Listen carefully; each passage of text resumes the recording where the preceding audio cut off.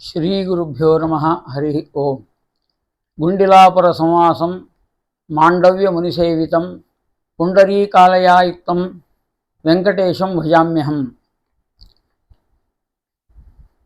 ಭಾರತೀಯ ಸಂಸ್ಕೃತಿಯಲ್ಲಿ ಪ್ರಾಚೀನ ಪರಂಪರೆಯಿಂದ ಬಂದ ಆಚರಣೆಗಳು ಬಹಳ. ಉತ್ಸವಾ ಪ್ರಿಯಾ ಜನಾ ಅಂತ ಹೇಳ್ತಾ ಇದ್ದಾರೆ. ಬಹಳ ಜನರಿಗೆ ಉತ್ಸವ ಅನ್ನೋದು ಬಹಳ ಇಷ್ಟವಾಗುವಂಥದ್ದು. ಆ ಹಬ್ಬಗಳಲ್ಲಿ ಅಕ್ಷಯ ತೃತೀಯ ಅನ್ನೋದು ಒಂದು ಹಬ್ಬ. ಈ ಹಬ್ಬದ ಬಗ್ಗೆ ಕೆಲವರಿಗೆ ಸರಿಯಾದಂತಹ ಧಾರ್ಮಿಕ ಕಲ್ಪನೆಗಳು ಅಥವಾ ಪ್ರಾಚೀನ ಸಂಪ್ರದಾಯಗಳು ತಿಳಿಯದೇ ಇರೋದರಿಂದ ಈ ಒಂದು ವಿಚಾರವನ್ನು ಚಿಂತನೆಯನ್ನು ತಮ್ಮ ಮುಂದೆ ಇಡ್ತಾ ಇದ್ದೇವೆ.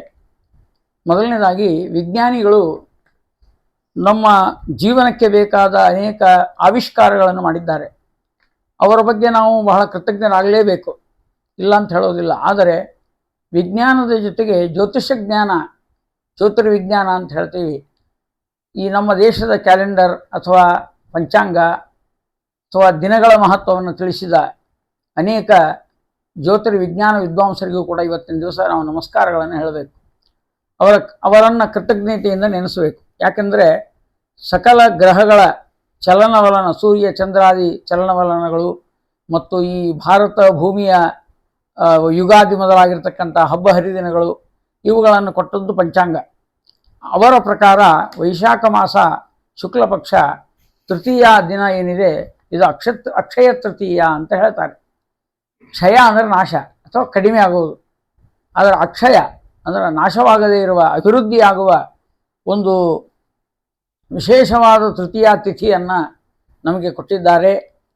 ಅದರ ಬಗ್ಗೆ ಕೆಲವರಿಗೆ ಏನು ಅಂದರೆ ಬಂಗಾರ ಖರೀದಿ ಮಾಡುವುದು, ಬೆಳ್ಳಿ ಖರೀದಿ ಮಾಡುವುದು ಇದೇ ಒಂದು ವಿಶೇಷ ಅಂತ ಬಹಳ ಜನ ಪ್ರಚಾರ ಮಾಡಿದ್ದಾರೆ. ಮುಖ್ಯವಾಗಿ ಅದೊಂದೇ ಕಾರ್ಯಕ್ಕಿರುವ ಹಬ್ಬ ಅಲ್ಲ ಇದು. ನಮ್ಮ ಪ್ರಾಚೀನರು ಕೊಟ್ಟಂತಹ ಒಂದು ಶ್ಲೋಕವನ್ನು ಹೇಳ್ತೇನೆ.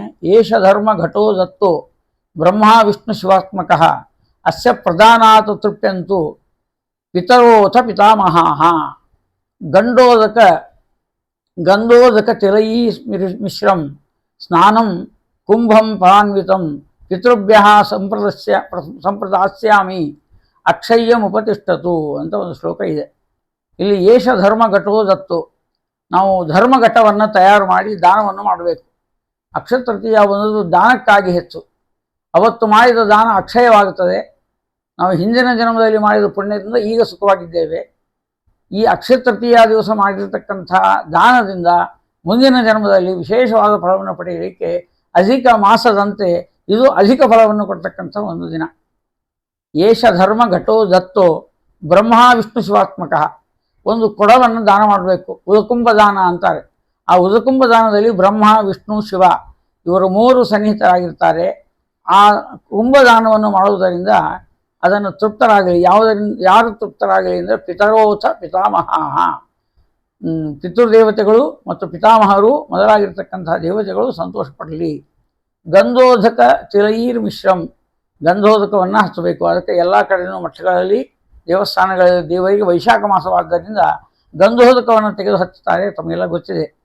ಅದರಂತೆ ಸ್ನಾನಂ ಕುಂಭಂ ಫಲಾನ್ವಿತಂ, ಆ ಗಂಧೋದಕದಿಂದ ಮಿಶ್ರವಾದ ಸ್ನಾನವನ್ನು ಮಾಡಿಸಬೇಕು ಮತ್ತು ಕುಂಭದಾನವನ್ನು ಮಾಡಬೇಕು ಮತ್ತು ಹಣ್ಣುಗಳನ್ನು ದಾನ ಮಾಡಬೇಕು.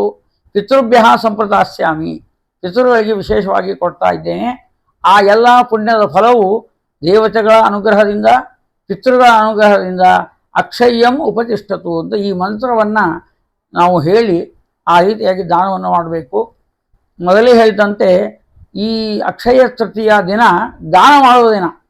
ಯವೋದಕ, ಯವಹೋಮ ಮತ್ತು ಯವದಾನ ಅಂತ ಹೇಳಿದ್ದಾರೆ. ಈ ರೀತಿಯಾಗಿರುವಂಥದ್ದು ಬಹಳ ಮುಖ್ಯವಾದದ್ದಾದ್ದರಿಂದ ಇಲ್ಲಿ ಉದಕುಂಭ ದಾನ ಮತ್ತು ವಿಶೇಷವಾಗಿ ಗಂಧೋದಕ ದಾನ, ಬೀಸಣಿಕೆ ಮೊದಲಾಗಿರ್ತಕ್ಕಂಥ ದಾನಗಳು, ಆಮೇಲೆ ವಿಶೇಷವಾಗಿ ವಸ್ತ್ರದಾನ ಮತ್ತು ಛತ್ರಿ ದಾನ ಅಂತ ಹೇಳ್ತಾರೆ, ಪಾದರಕ್ಷೆ ಅವನ್ನು ದಾನ ಮಾಡಬೇಕು ಅಂತ ಹೇಳಿದ್ದಾರೆ.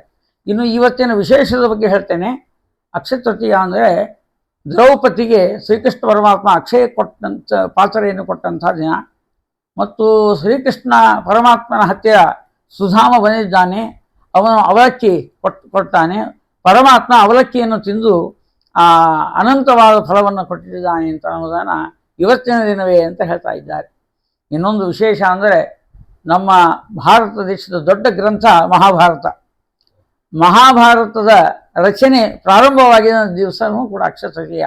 ಹೀಗೆ ವಿಶೇಷವಾದ ದಿನಗಳಿಂದ ಕೂಡಿದಂತಹ ಅಕ್ಷಯ ತೃತೀಯ ದಿವಸ ಮನೆ ಕಟ್ಟುವುದು ಮತ್ತು ಬಂಗಾರ ಖರೀದಿ ಮಾಡುವುದು ಮತ್ತು ವಿಶೇಷವಾದ ಬೆಲೆಬಾಳುವ ವಸ್ತುಗಳನ್ನು ನಾವು ಅದನ್ನು ಸ್ವೀಕಾರ ಮಾಡತಕ್ಕಂಥದ್ದು ಅಂದರೆ ಏನು ಖರೀದಿ ಮಾಡುವಂಥದ್ದೇನಿದೆ ಇದು ಕೂಡ ಇವತ್ತಿನ ದಿವಸ ಬಹಳ ಮುಖ್ಯವಾದದ್ದು.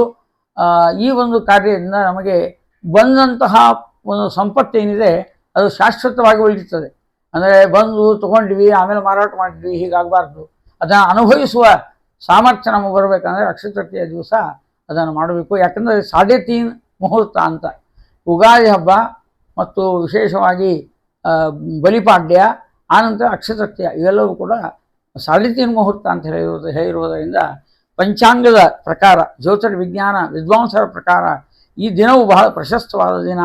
ಇದರಲ್ಲಿ ಗಜಕೇಸರಿ ಯೋಗ ಮೊದಲಾದ ಯೋಗಗಳಿರುವುದರಿಂದ ತಾವೆಲ್ಲರೂ ಕೂಡ ವಿಶೇಷವಾಗಿ ಅಕ್ಷಯ ತೃತೀಯ ದಿವಸ 2 ಕೆಲಸ ಮಾಡಬೇಕು. ಒಂದು ನಮಗಾಗಿ ಖರೀದಿ ಮಾಡುವುದು, ಇನ್ನೊಂದು ದಾನ ಮಾಡಿ ಪುಣ್ಯ ತಗೊಂಡು ಅನಂತ ಪುಣ್ಯವನ್ನು ಪಡೆಯುವುದು. ಇದೆಲ್ಲ ಮುಖ್ಯವಾದಂಥ ಹಬ್ಬ ಅಂತ ಹೇಳಿ ಅವತ್ತಿನ ದಿವಸ ಎಲ್ಲರಿಗೂ ಶುಭವಾಗಲಿ.